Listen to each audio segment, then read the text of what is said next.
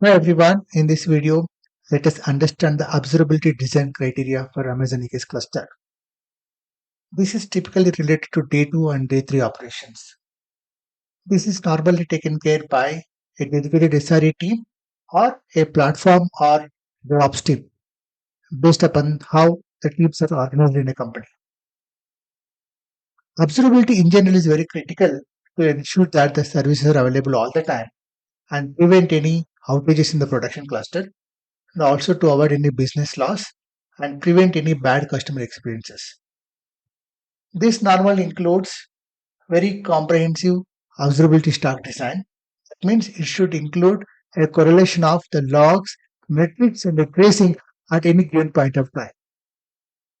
And it should include creating the dashboards to monitor the key metrics, for example, RTO and RPO, or any other business metrics. And the team also normally maintains runbooks of recovery procedures. Should a issue occurs, the team should be able to resolve quickly. So let's get started. Let us assume that we have an Amazon EKS cluster deployed in the cloud with a control plane and the data plane, and both of them are connected via cross-account ENI's elastic network interfaces. First, we need to think about logging. What logging solution should we use? For example, we can use Amazon CloudWatch service for collecting all the logs, or you can also use OpenSearch service, which is an AWS service, or you can use any third-party external logging solutions as well. On the client side, in the data plane, we need to deploy some agent to collect the logs from the application containers and send them to this logging solution in the cloud. So this agent is typically the Fluent Bit or Fluent D. I would recommend Fluent Bit for performance reasons. Or you can also use ADOT, which is AWS distribution for open telemetry solution. This is open source, cloud agnostic, and it can collect logs, metrics, and traces. The next important decision criteria is metrics. Which metric solution should we use? You can use again Amazon CloudWatch for all your metrics, or you can use Prometheus based solution. You can use AWS managed Prometheus, and you can also use AWS managed Grafana solutions. Or you can use any open source versions of these Prometheus and Grafana, but you need to manage them yourself in the cluster. The next one is tracing. Tracing is also important to understand the bottlenecks in the application calls.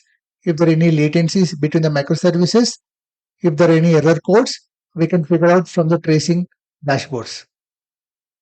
So for tracing, we have X-ray service, and you can also use Jaeger, which is open source component.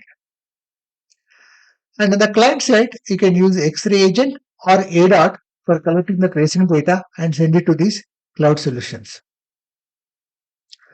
Now, there are a lot of AWS partners where they provide a lot of integrated solutions. You can leverage these solutions as well.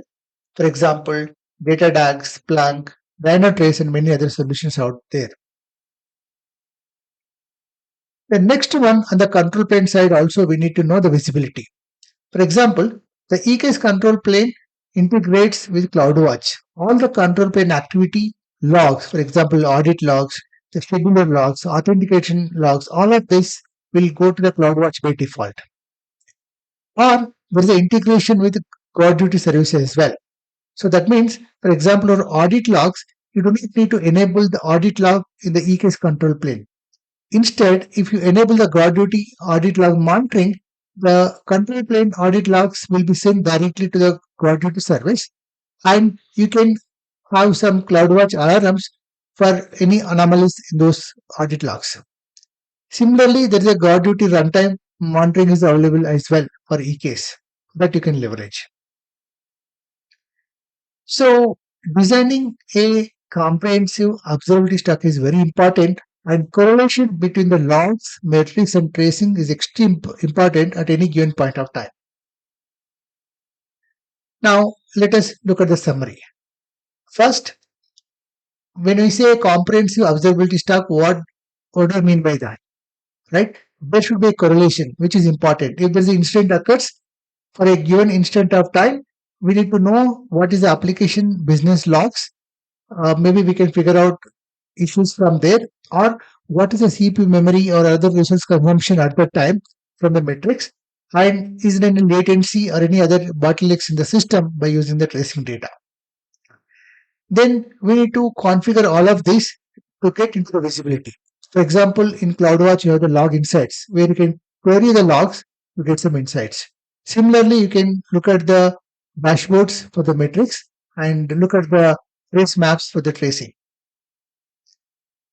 For the EKS control plane, you can enable the logging and you can also use the coordinate integration.